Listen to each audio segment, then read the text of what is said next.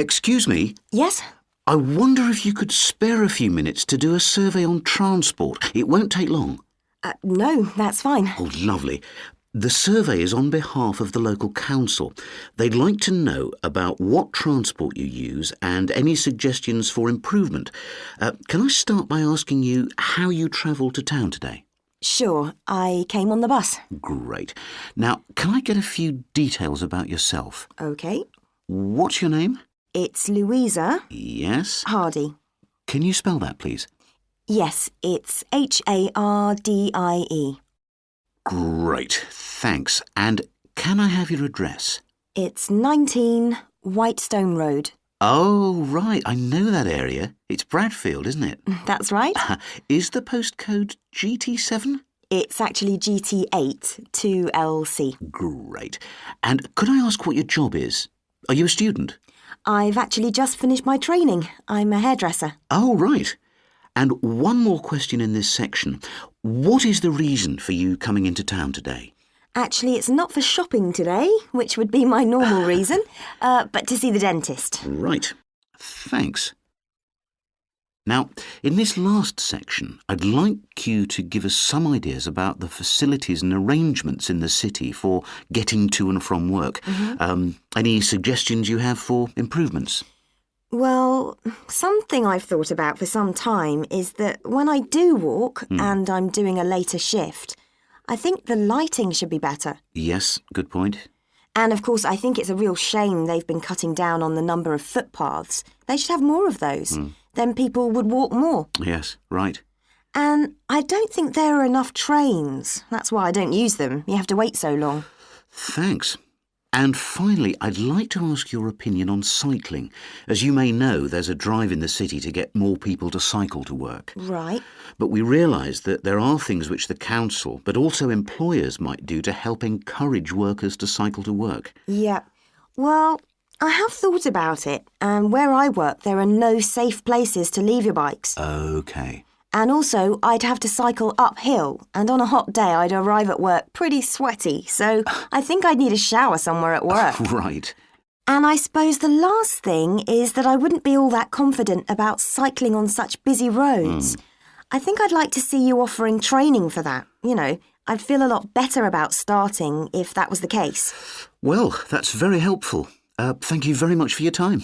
No problem. Bye. Good morning. I'm very pleased to have this opportunity to say a little about two exciting new developments in the city: the Brackenside open-air swimming pool and the Children's Adventure Playground in Central Park.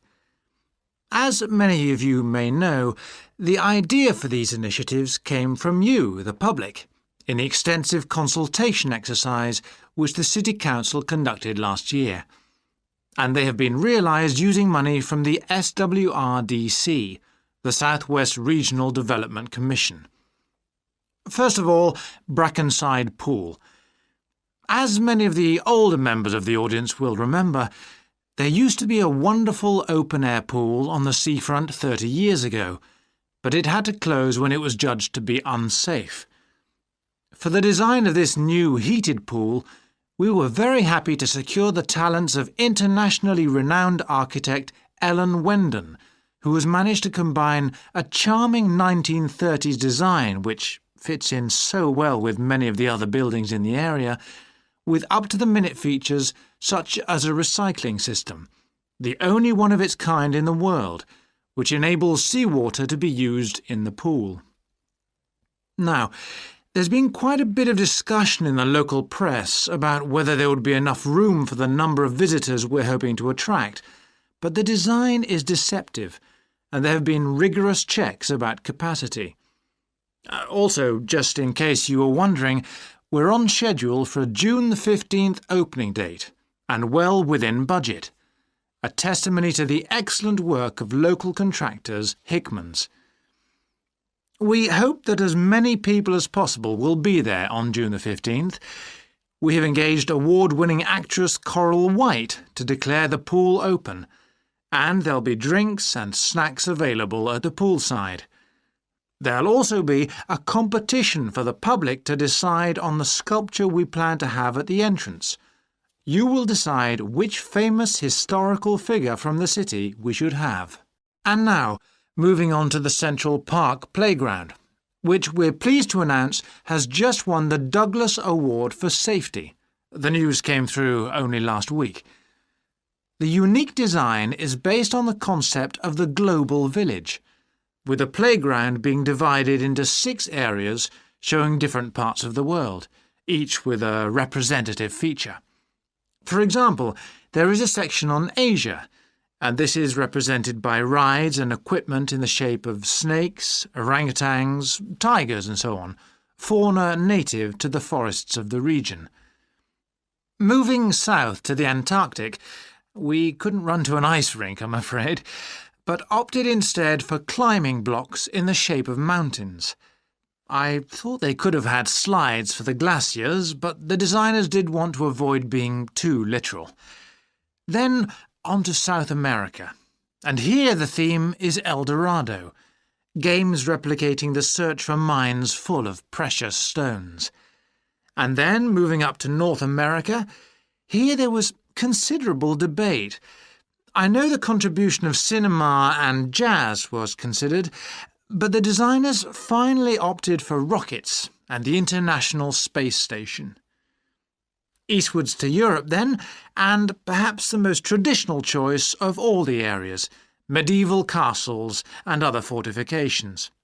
Then last but not least, moving south to Africa, and a whole set of wonderful mosaics and trails to represent the great rivers of this fascinating and varied continent.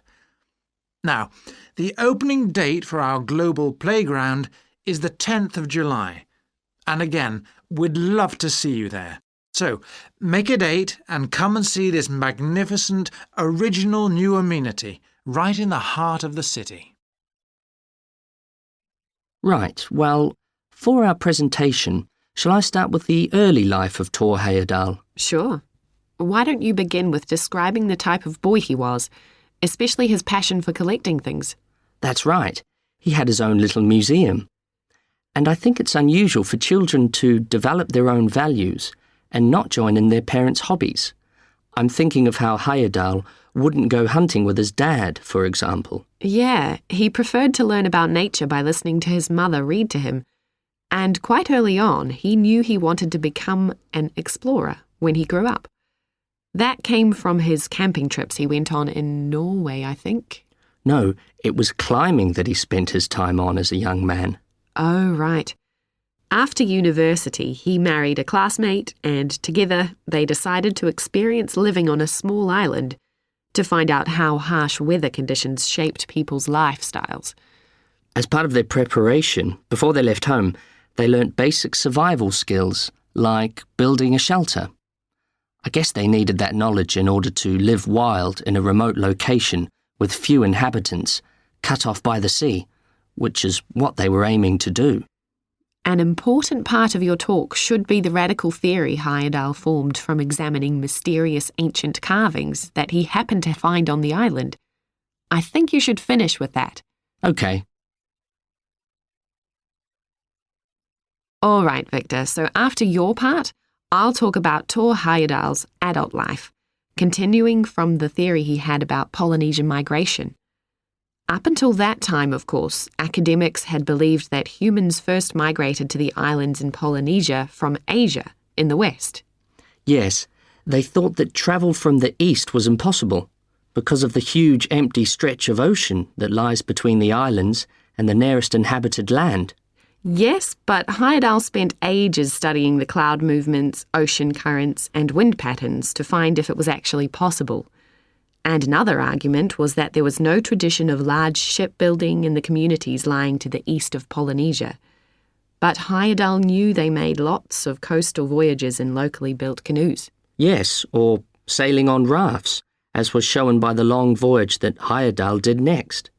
It was an incredibly risky journey to undertake. Sometimes I wonder if he did that trip for private reasons, to show others that he could have spectacular adventures. What do you think, Olivia? Well, I think it was more a matter of simply trying out his idea, to see if migration from the east was possible. Yes, that's probably it. And the poor guy suffered a bit at that time because the war forced him to stop his work for some years. Yes. When he got started again and planned his epic voyage, do you think it was important to him that he achieve it before anyone else did? I haven't read anywhere that that was his motivation. The most important factor seems to have been that he used only ancient techniques and local materials to build his raft. Yes. I wonder how fast it went. Well, it took them 97 days from South America to the Pacific Islands. And after that, Heyerdahl went to Easter Island, didn't he? We should mention the purpose of that trip. I think he sailed there in a boat made out of reeds. No, that was later on in Egypt, Olivia. Oh, yes, that's right. But what he wanted to do was talk to the local people about their old stone carvings and then make one himself to learn more about the process. I see. Well, what a great life. Even though many of his theories have been disproven, he certainly left a lasting impression on many disciplines, didn't he? To my mind, he was the first person to establish what modern academics call practical archaeology. I mean that they try to recreate something from the past today, like he did with his raft trip. It's unfortunate that his ideas about where Polynesians originated from have been completely discredited. Yes. Right, well, I'll prepare a PowerPoint slide at the end that acknowledges our sources. I mainly used The Life and Work of Thor Heyerdahl by William Oliver. I thought the research methods he used were very sound, although I must say I found the overall tone somewhat old-fashioned. I think they need to do a new, revised edition. Yeah, I agree. What about the subject matter? I found it really challenging. Well, it's a complex issue. I thought the book had lots of good points. What did you think of the illustration? Well, I've been talking to managers in a number of businesses and reading surveys about the future of management. And what I'm going to present in this seminar is a few ideas about how the activity is likely to change in the next 10 years. It isn't a scientific statistical analysis, just some ideas for us to discuss. One area I want to mention is business markets, and I'm sure a really significant development will be a major increase in competition, with companies from all around the world trying to sell similar products. Consumers will have much more choice. For instance, food products sold in Australia might be manufactured in the USA, China, Finland, and dozens of other countries. At the same time, mergers and takeovers mean that governments are actually losing power to major global corporations. We can probably all think of companies that exert a great deal of influence, which may be good for consumers. A third point I want to make about markets is that in the rapidly expanding economies, such as India, China, Brazil, and Russia, demand is growing very fast. This is putting pressure on resources all over the world. I think businesses are becoming more open to external influences. In particular, companies are consulting customers more and more before making their business decisions. Companies are finding out what they want and providing it, instead of making products and then trying to sell them, which is the model of years ago. Another influence is that concerns about the environment will force manufacturers to extend product life cycles to reduce the amount of pollution and waste. And, in some cases, regulation will need to be strengthened. Many societies are much more fluid and democratic, and the structure of companies is changing to reflect that. I think we're going to see a greater emphasis within companies on teams created with a specific project in mind. And when they're completed, the teams will be disbanded and new ones formed. More and more people see work as simply one part of their lifestyle, and not the most important one. And as the workforce is shrinking in some countries, businesses are having to compete for staff instead of being able to choose among a lot of applicants. Typical examples that will attract and retain staff are traditional ones like flexible hours and, something that has been made possible by advances in technology, remote working, with people based at their home, abroad, or almost anywhere they choose.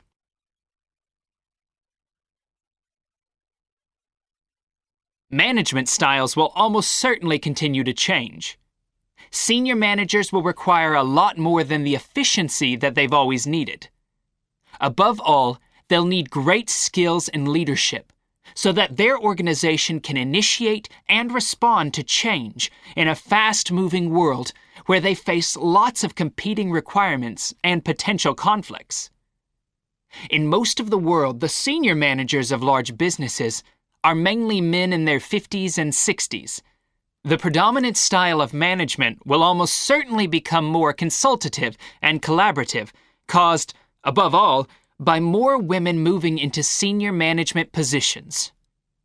Many of the changes are influenced by developments in the wider economy. The traditional emphasis of business was manufacturing, and of course the service sector is very important. But we shouldn't overlook the growing financial contribution of IP, that is, intellectual property. Some books and films generate enormous sums from the sale of related DVDs, music, games, clothes, and so on. Another point I'd like to make is that although I've been talking about companies, one trend that they have to face is the move away from people working for the same employer for years. Instead, more and more people are becoming self-employed to gain the freedom and control over their lives that they're unlikely to get from being employed. Okay, well, that's all I want to say, so let's open it up for discussion.